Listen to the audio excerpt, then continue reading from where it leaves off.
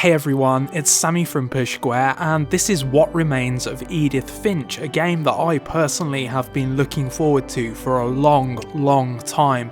Now it's out this week on the PlayStation 4, and it's the latest game, if you don't know, from Giant Sparrow, who previously made The Unfinished Swan, which was one of my favourite games from the last generation. I really fell in love with that title and some of the mechanics, and some of the word from reviewers at the moment is that this is a very successful follow-up. Now I've just captured the first 15 or so minutes. We didn't get review code particularly promptly, so that's why I'm not ready to do a review yet, but you will find a full written review on pushsquare.com if you check out the site over the coming days. And this is a walking simulator, so you're going to have a pretty good idea from that alone whether it's going to be up your alley or not. But from what I've heard and what I've seen so far, the story is super intriguing, and I personally can't wait to play more. So check out the rest of the gameplay, let me know what you think about it in the comments section, and thank you so much as always for watching. See ya.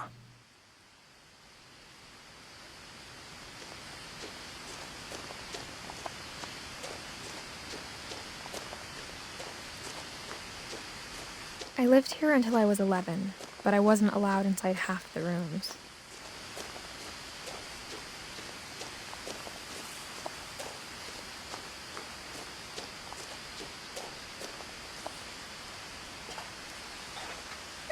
Inside the mailbox were bills from 7 years ago, marked urgent, open immediately.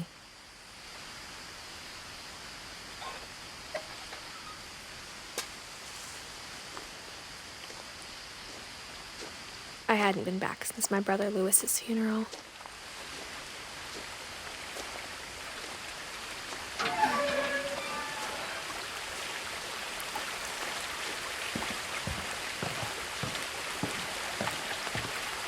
In her will, my mother left me a key, but didn't tell me what it unlocked.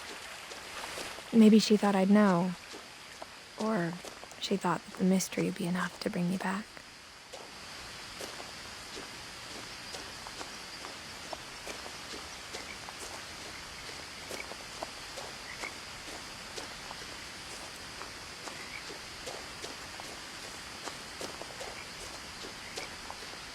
No one had driven this way in a long time, but I saw a few hoof prints.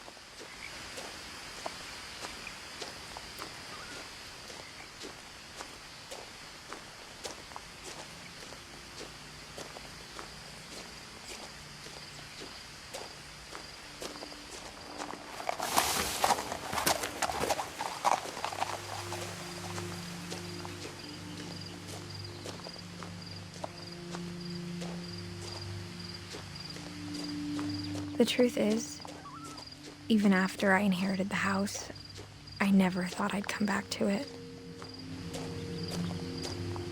But now I had questions about my family that only the house knew the answers to.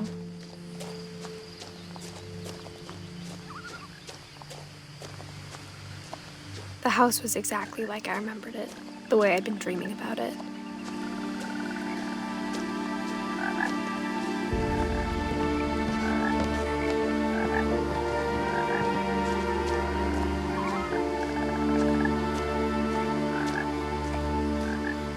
As a child, the house made me uncomfortable in a way I couldn't put into words.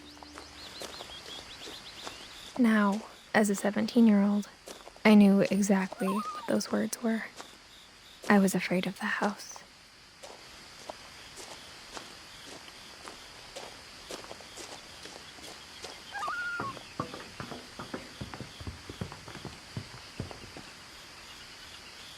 I hoped the key might unlock the front door. It didn't.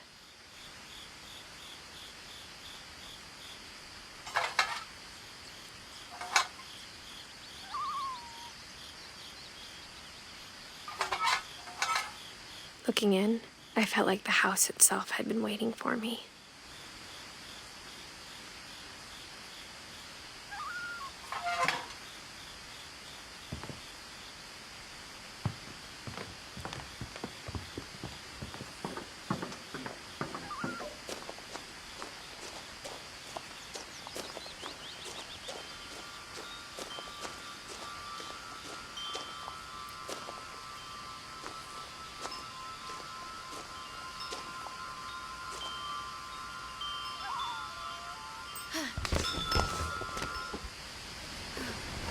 Crawling through the doggy door used to be a lot easier when I was 11.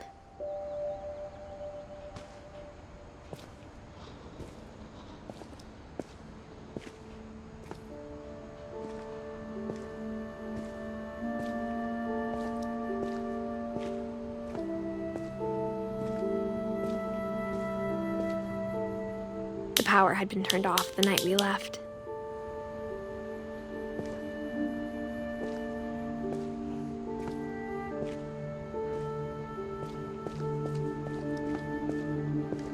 For the first time in years,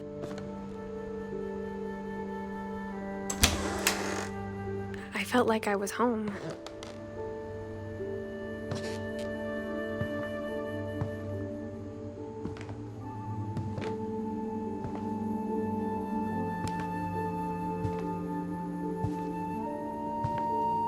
The table was still a wreck from the night we left.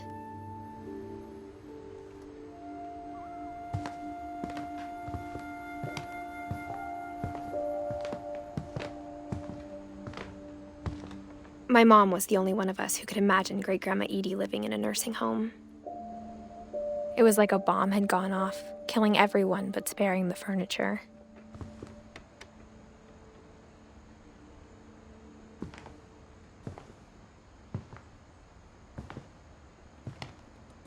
Nothing in the house looked abnormal. There was just too much of it, like a smile with too many teeth.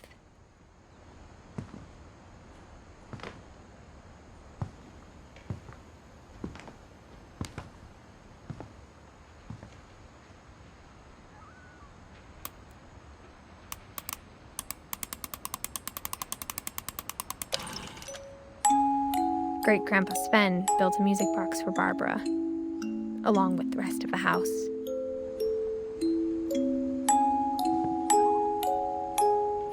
Mom always told me to stay out of the basement, so I wasn't too surprised when the key didn't fit.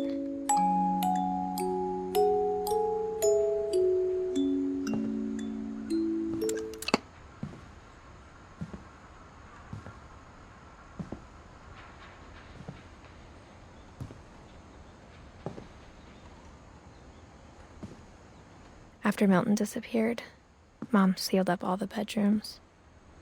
Then Edie retaliated and drilled peepholes.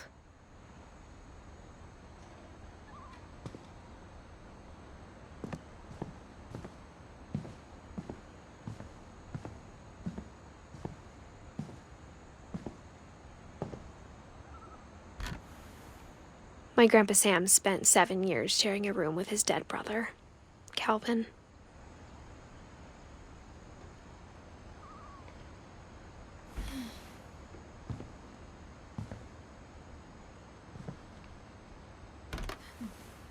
As a kid, I just assumed every house had peepholes and sealed rooms you weren't allowed inside of.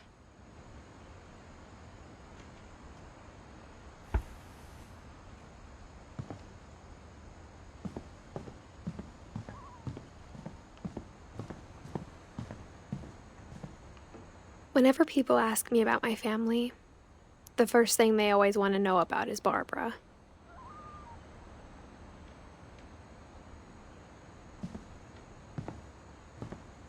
Edie's father, Odin, built the original house.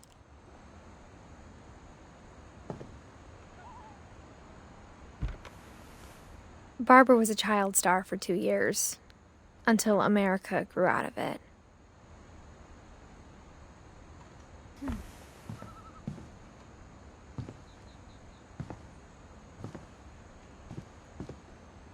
Mom must have locked the third floor stairs on the night we left.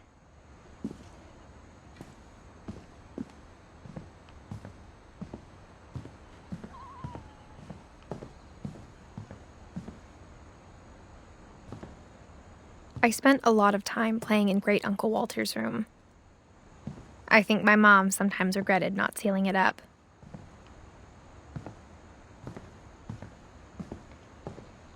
Lewis told me there were secret passages, but I never believed him.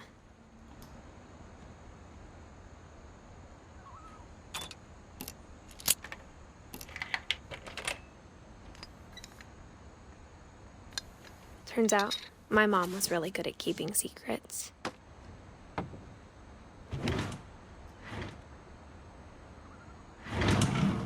Now it was time to find out what my mom had been afraid of.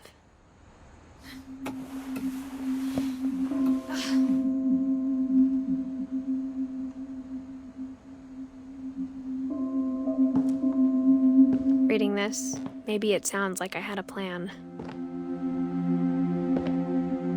But I had no idea what was behind that door.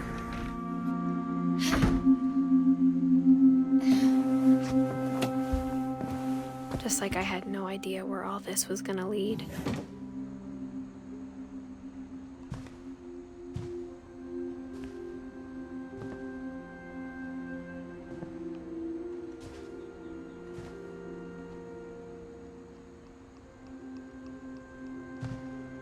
I got the sense Edie had spent a lot of time here, before my mom sealed the doors.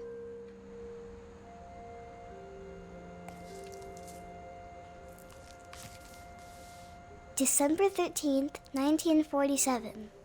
Dear Diary, I'll be gone soon, but I wanted to tell somebody about what's gonna happen. It started when Mom sent me to bed without dinner. I woke up and I was starving, so I looked around for something to eat.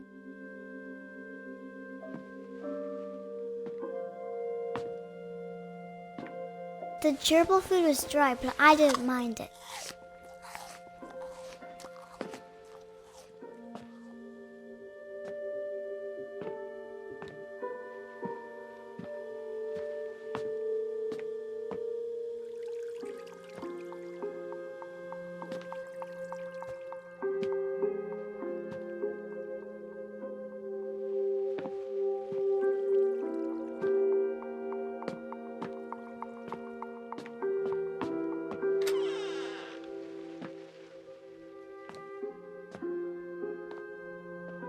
I kept eating and eating.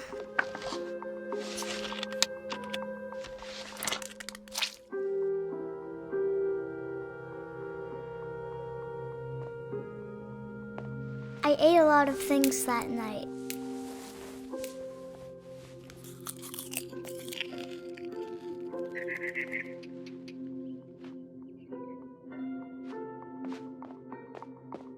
Then I heard chirping outside my window. It was a barn swallow going back to her nest. I reached out for her.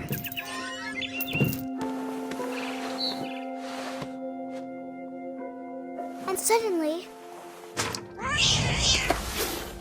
I was a cat.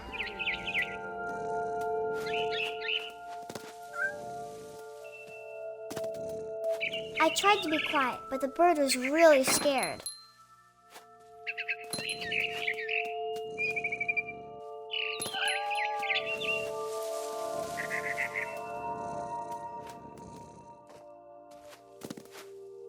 Mom and Dad didn't even look at me.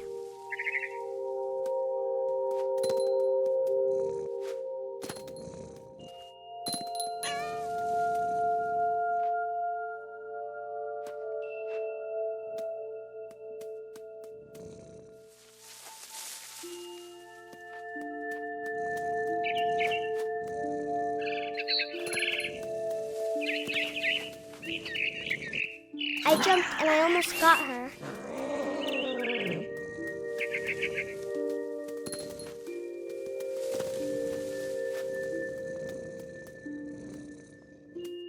I could tell she was getting really tired.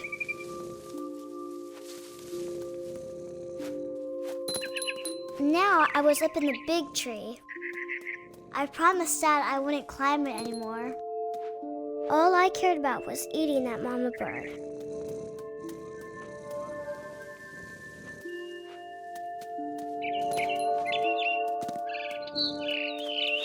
I gobbled her up. And suddenly, I was an owl. First, all I heard was the wind. Then I heard little teeth nibbling in the grass.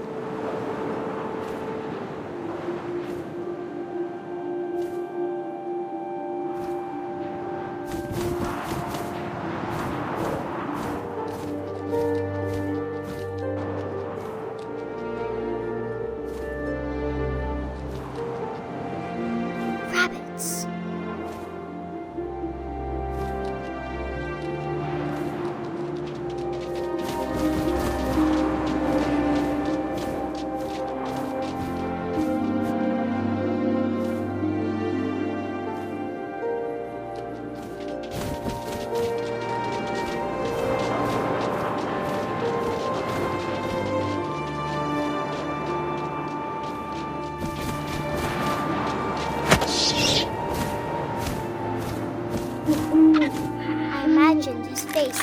up and seen mine through my talons. I swallowed him up, and I didn't chew one bit. Then I flew off to find something bigger.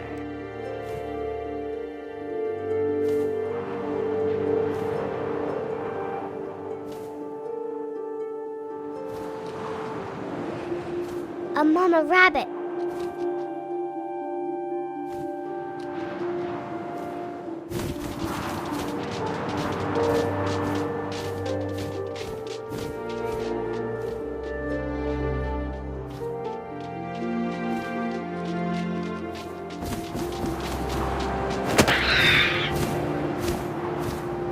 She was almost too big to carry.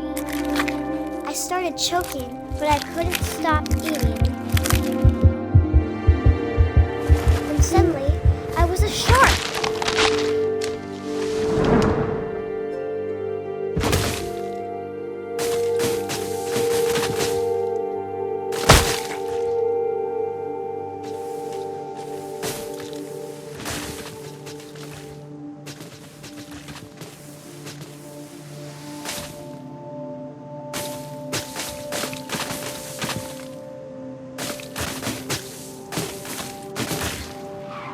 I rolled off a cliff and into the ocean. Now, I was hungrier than ever.